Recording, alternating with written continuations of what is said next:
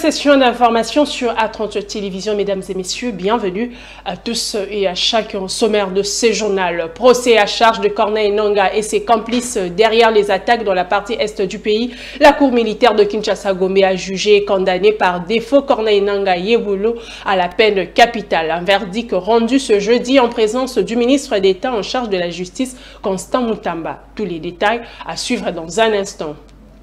La police nationale ville de Kinshasa a mis la main sur des présumés acteurs des échauffourées du mardi dernier au Palais du Peuple, siège du Parlement. Ils ont été présentés ce jeudi par le général Blaise Kilimbalimba, numéro 1 de la police ville de Kinshasa. Voilà tout pour les titres.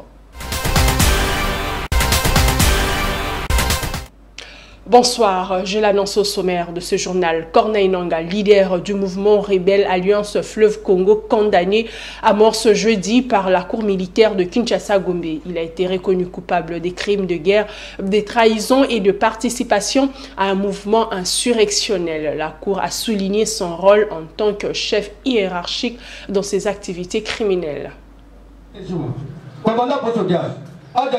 Après près de 3 semaines du procès, voilà le jour tant attendu dans la poursuite de Corneille Nangaa et consorts.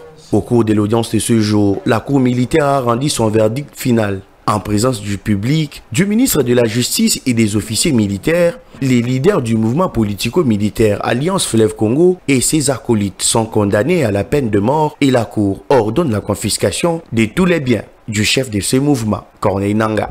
Pour prévenir Corneille Nangaa Yebolo, à la question de savoir si le prévenu est coupable des infractions de crimes de guerre, de participation à un mouvement insurrectionnel et de trahison mise à sa charge, à la majorité de voix de ses membres, la cour militaire de Kinshasa-Gombe répond oui. À la question de savoir s'il y a lieu de retenir en sa faveur des circonstances atténuantes, à la majorité de voix de ses membres, la cour militaire de Kinshasa-Gombe répond non. À la question de savoir si peut lui être appliquée une sanction pénale, à la majorité des voix de ses membres, la communauté de Kinshasa-Gombe répond oui. En conséquence, les condamne par défaut à la peine de mort, la participation au mouvement insurrectionnel, par défaut à la peine de mort pour crime de guerre et enfin par défaut à la peine de mort pour trahison, faisant application de l'article 7 du Code pénal militaire. Retient l'unique peine la plus forte soit la peine de mort. Ordonne son arrestation immédiate. Les procès qui avaient débuté le 24 juillet 2024 a vu 25 personnes être poursuivies aux côtés des Nangaa. Cette condamnation intervient dans un contexte de tensions sécuritaires accrues en République démocratique du Congo. Corneille Nangaa avait annoncé la création de l'AFC lors d'un point de presse tenu dans un hôtel à Nairobi le 15 décembre 2023. Depuis, ces mouvements a été impliqués dans plusieurs incidents violents, suscitant des inquiétudes tant au niveau national qu'international. De son côté, le ministre d'État en charge de la justice et garde des Sceaux s'est réjoui de l'issue de ce procès. Pour Constant Mutamba, la justice militaire vient de réparer moralement les préjudices à travers ce verdict. Contre l'agression rwandaise qui passe par certains Congolais qui acceptent de trahir la République au profit des étrangers. Et nous avons fait toutes les diligences nécessaires en instruisant, en donnant injonction à l'auditorat général des FARDC afin de pouvoir accélérer les poursuites internes contre tous les Congolais qui ont trahi la République, en l'occurrence M. Corneille Nangaa et ses complices. L'auditorat général a mis en place un mécanisme d'enquête, d'instruction préjuridictionnelle ayant donc abouti à l'ouverture d'un procès public.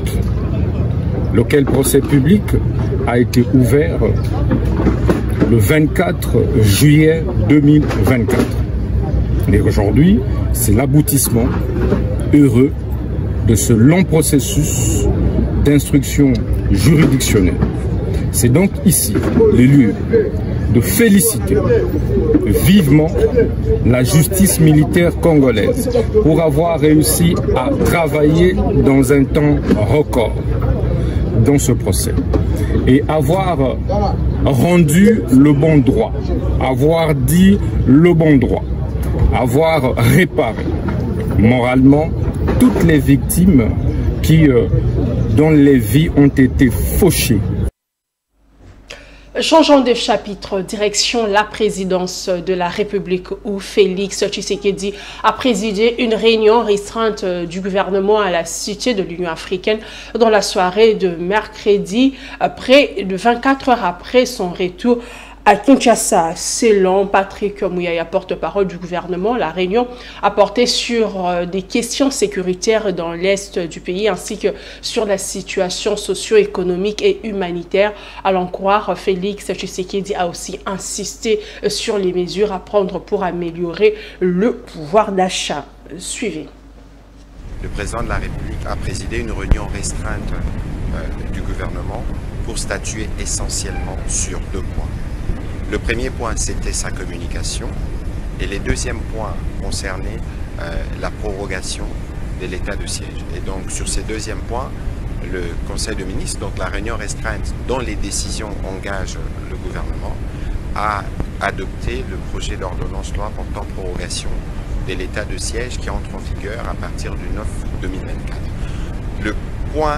Le seul et unique point abordé par le président de la République dans sa communication concernait les mesures à prendre pour l'amélioration du pouvoir d'achat des Congolais.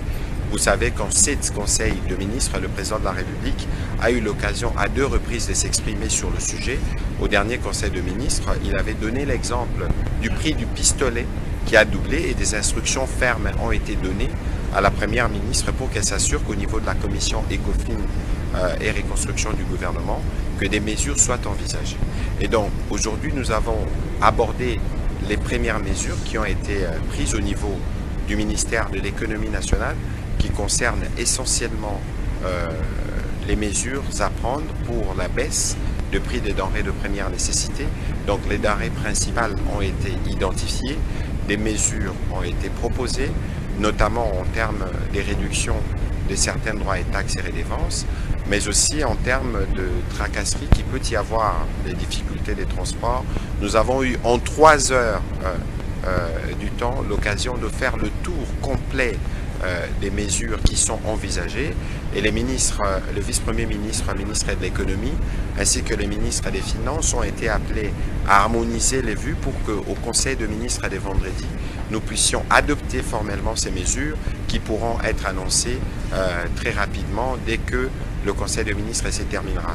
Ici, la volonté du président de la République, c'est que très rapidement, les Congolais puissent être en mesure de voir les conséquences des mesures qui ont été prises en achetant des prix, des denrées qui ont été ciblées à des prix réduits. La récente sortie médiatique du président de la République, toujours source de réaction au sein de l'agora politique, le secrétaire permanent adjoint du Parti du Peuple pour la Reconstruction et la Démocratie rejette l'idée de Félix Tshisekedi relative à la modification de certaines dispositions de la Constitution concernant entre autres la nomination des gouverneurs. Pour Ferdinand Kambere, la désignation des gouverneurs par voie des élections à second degré ne freine en rien la gestion du province. Suivi. Parce que c'était encore l'argument d'Impère lorsqu'il fallait ravir ces bénéfices-là qui étaient dans la loi fondamentale du reste, où on voyait bien qu'il y avait un président régional qui était comme les gouverneurs, qui était donc élu, et il y avait des assemblées.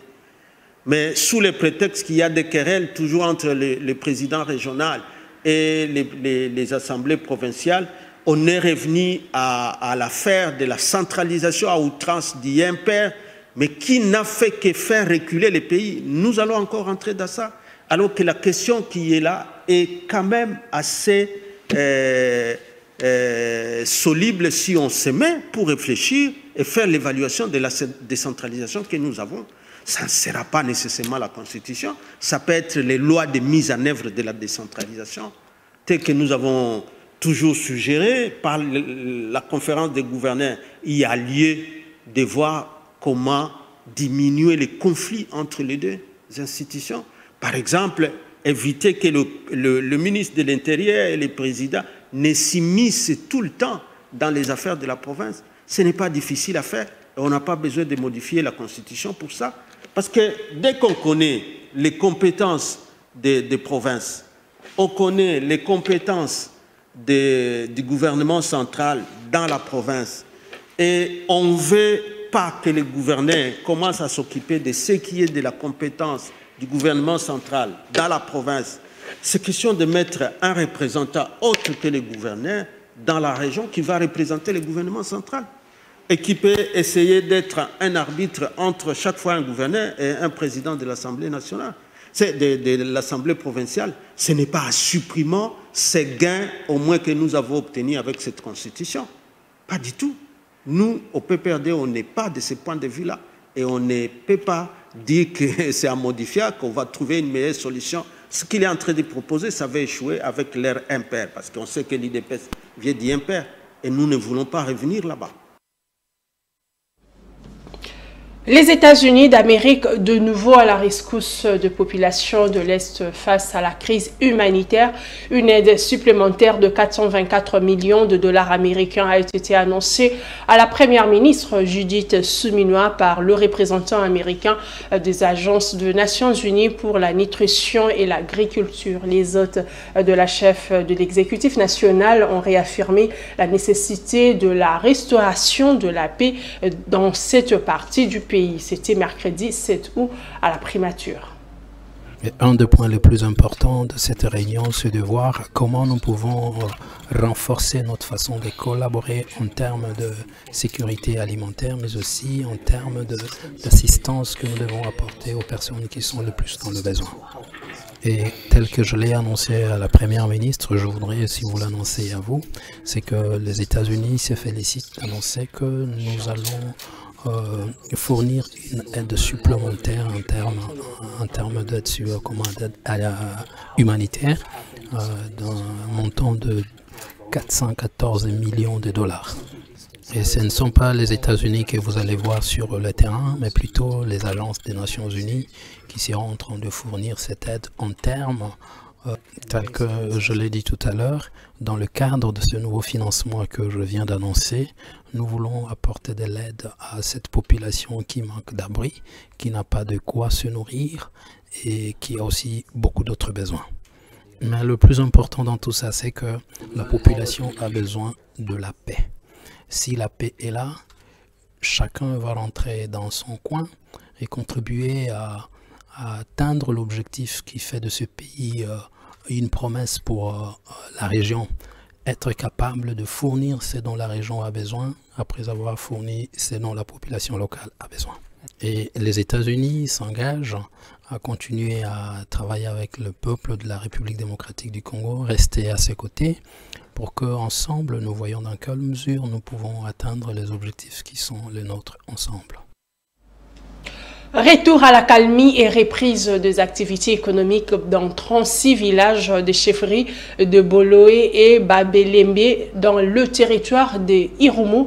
Nous sommes là dans la province de l'Ituri. Les habitants ne cachent pas leur satisfaction concernant la restauration de la paix dans cette partie du pays. Un reportage du gouvernorat de l'Ituri.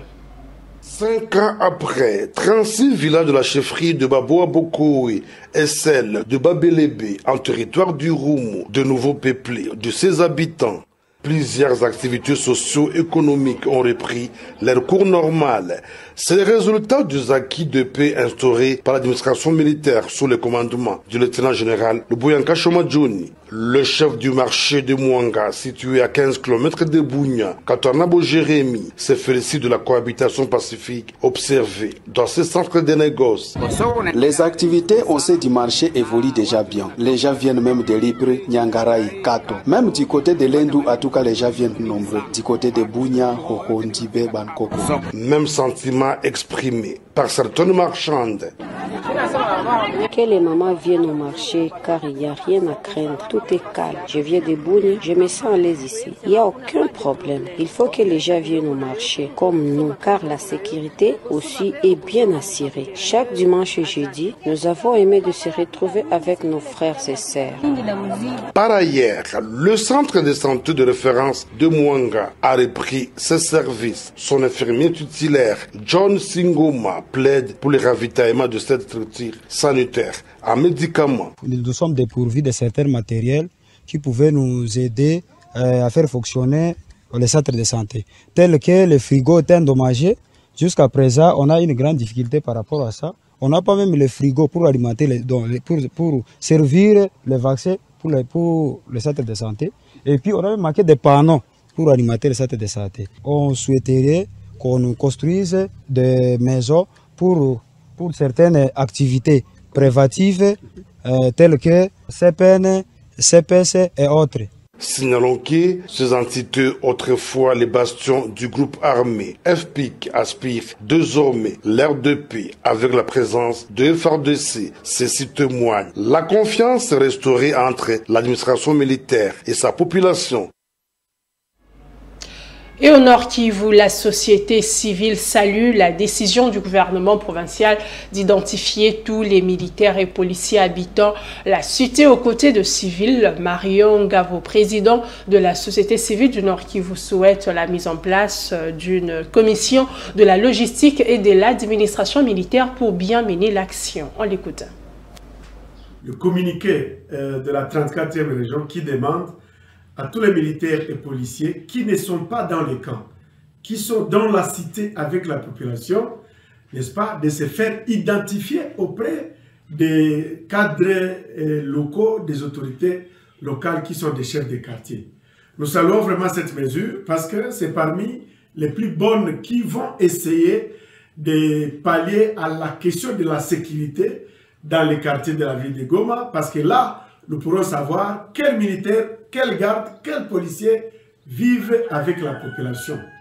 Néanmoins, nous nous inquiétons du fait que cette charge est donnée, n'est-ce pas, aux chefs des quartiers, qui ne sont pas des militaires d'abord. Ils sont des civils. Et nous nous posons beaucoup de questions. Est-ce que le chef des quartiers a été renforcé en capacité pour identifier les militaires, pour chercher la numérotation d'armes, pour vérifier les munitions, pour vérifier les autres grenades, mortiers, etc. Est-ce que le civil est habilité à toucher ces armes?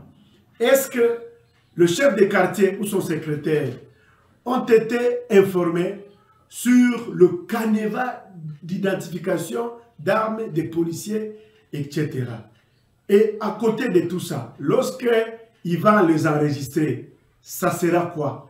Quelles sont les mesures d'accompagnement? Et nous, la société civile, nous pensons que ces civils là-bas vont se mettre, n'est-ce pas, en problème avec ces militaires. Parce que, qu'est-ce qui prouve qu'un militaire et un policier amènent deux armes, et ce sont ces armes qui sont connues par l'État? Qu'est-ce qui prouve qu'il amène une arme ou un revolver? Ce n'est que ça qu'il a. Est-ce qu'il n'a pas caché l'autre au niveau de la maison? Et si le civil, chef des quartiers, il dit la vérité à l'autorité et que l'autre aurait caché une autre arme, il va avoir des représailles de la part des militaires, des policiers envers ces civils. Nous pensons qu'on pouvait faire le contraire. Les services habilités à ça, c'est la logistique militaire, c'est l'administration militaire. À Kinshasa, le palais du peuple sera hautement sécurisé ce samedi 10 août, jour de l'élection du bureau définitif du Sénat. Annonce faite ce jeudi par le commissaire provincial de la police ville de Kinshasa. C'était lors de la présentation des présumés auteurs des troubles du mardi dernier au palais du peuple, siège du Parlement. Le général Blaise Kilimbalima interdit à tous ceux qui ne sont pas invités d'y s'y rendre. Suivez. Le commissariat provincial profite de cette occasion pour demander aux Kinoises et Kinois de ne pas, si vous n'êtes pas invité, de ne pas vous transporter ou vous amener à l'hémicycle du Palais du Peuple. Cet hémicycle est sécurisé. Et demain, elle sera encore hautement sécurisée. Ne peut y arriver que la personne qui a une invitation ou la personne qui va aller voter ou le personnel administratif de l'hémicycle. Vous n'êtes pas concerné. Empêchez-vous de vous y rendre parce que vous pouvez croire que vous n'êtes pas identifié, mais désormais nous opérons avec des caméras de surveillance. Vous arrivez là-bas, on vous visualise, on va vous chercher partout, même chez vous à la maison. C'est comme ces gens ici, on les a appréhendés chez eux, après avoir fait leur déplacement de l'hémicycle. Merci beaucoup. Merci. Mesdames et messieurs, c'est par ici que prend fin cette session d'information. Merci à vous de l'avoir suivi. Bonne suite de programmes sur A30 Télévision. Sachez que l'information reste en continu sur le www.actu30.cd. Au revoir.